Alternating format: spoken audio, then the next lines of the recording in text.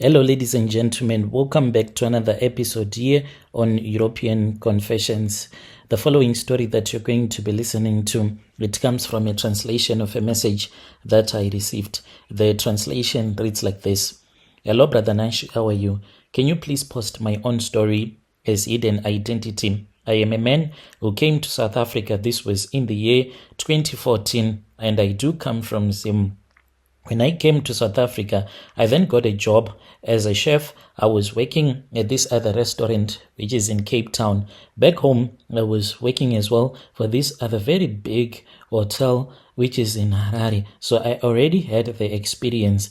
Whilst I was working, that was when I met my girlfriend, who later on became my wife. We stayed together and we now have 3 kids. But at the time when I did these rituals to become rich, me and her, we only had 1 child. So there was a possibility of me getting my own ID.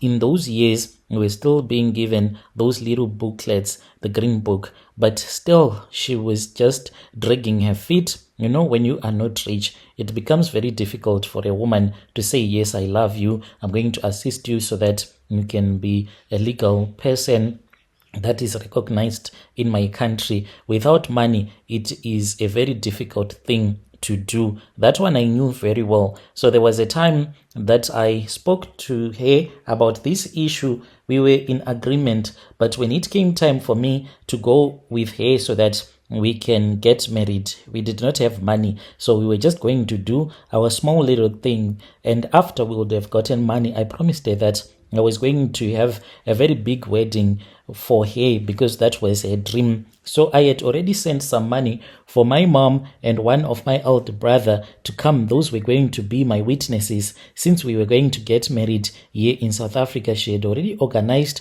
with her friend and her other friend, a guy, because she did not want her parents to know, because they were not going to accept this. I was broke, and they were going to say that I am taking advantage of their daughter. I simply want an ID. So she said, we'll do this. On the day when we were supposed to go, she went out and she could not be reachable on her phone. Later on, she apologized and she said, no, she was not sure. We'll do it later on. I was really humiliated in front of my mom and my brother, who encouraged me that it was far much better for me to get married amongst my own people. But I knew what I wanted in life.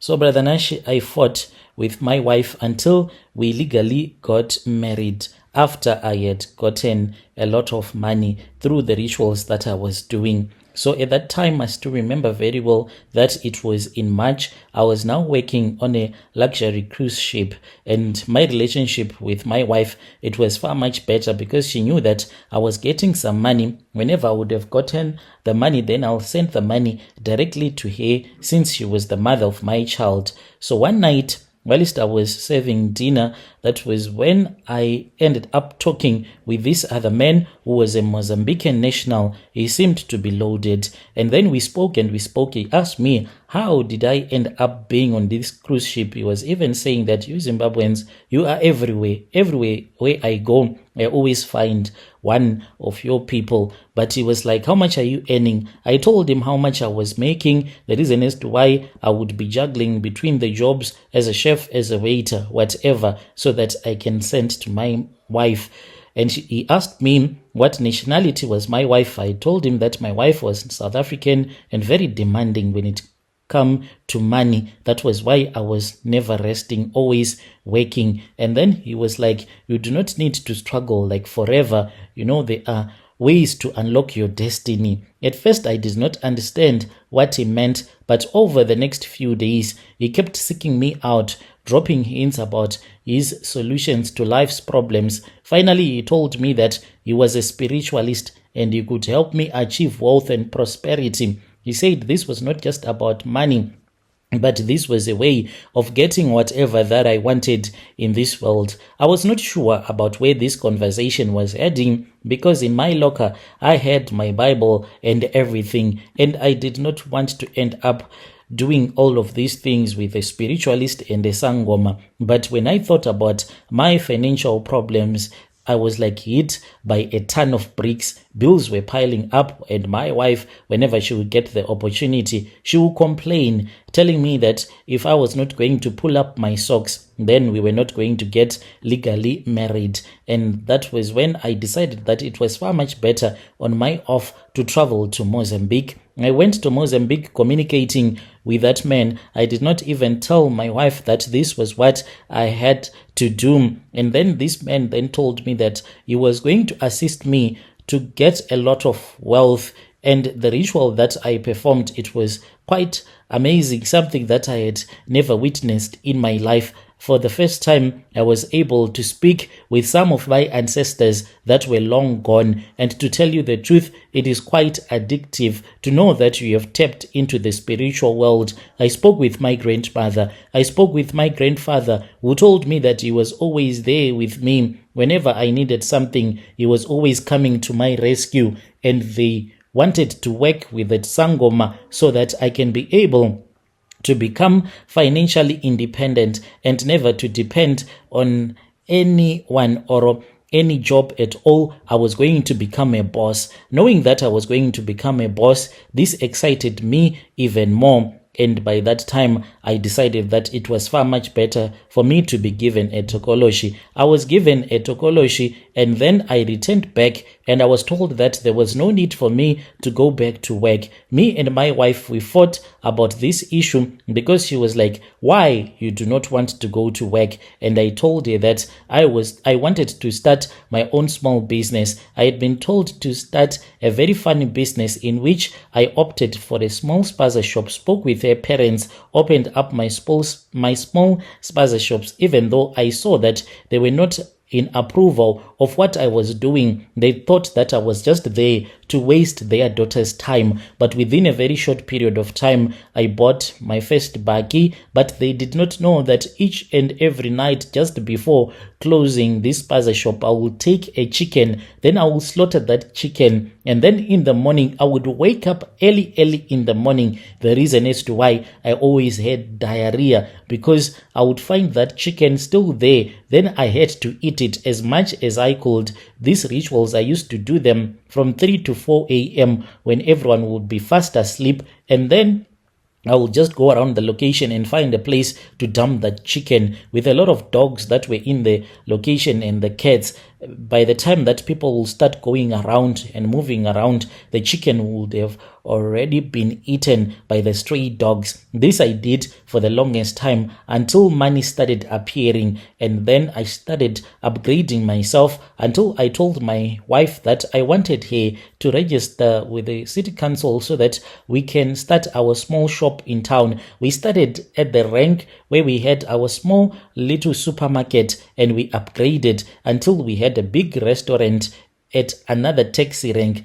And now we do have a restaurant which is under a franchise. And that is how me and my wife made money. Let me say that me alone made this money. So what started to happen was that there was one cousin brother of mine. I had informed him to come to South Africa because I wanted him to assist me. Since he was a mechanic, I also wanted to open up a shop where we get to fix vehicles, but through an franchise as well. So he came and he started working for me. He saw me eating a live chicken. One day, I did not know that he was doing some background deals with some of these customers. During the day, if someone would come and say that they want a certain part to be fixed on their vehicle, they will give him like the quotation. And then after giving them the quotation, then this cousin brother of mine in secret will then give another quotation off the book without me ever knowing. So then they will bring the vehicle at night and then they will fix the vehicle without me ever knowing. So I had other rituals that I needed to perform because I saw that we were not getting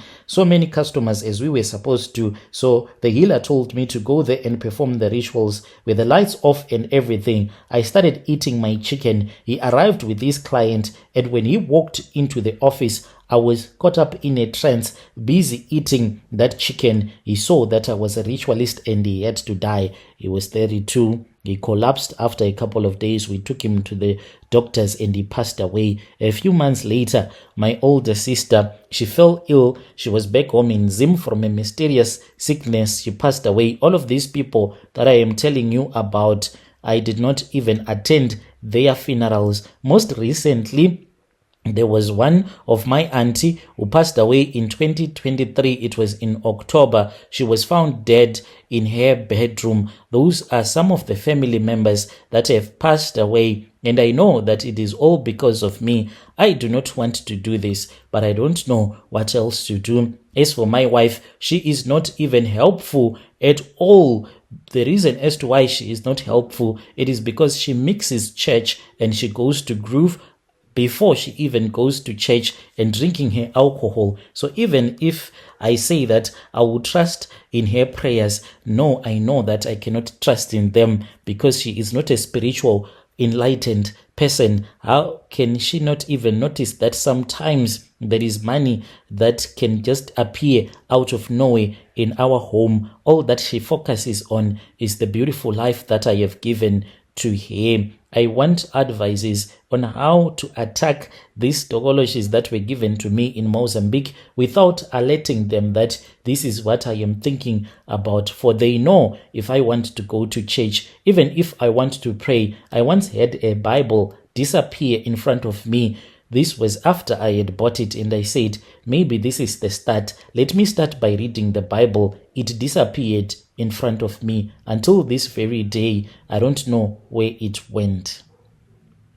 Dear listeners, right there was a message that was sent to me by one of our brother, and that was the translation of the message that he sent to us. Strange things indeed, they do happen in this world. If you have any confession, do not hesitate to post to come to my inbox so that you can give me your confession and I will post it on our channel.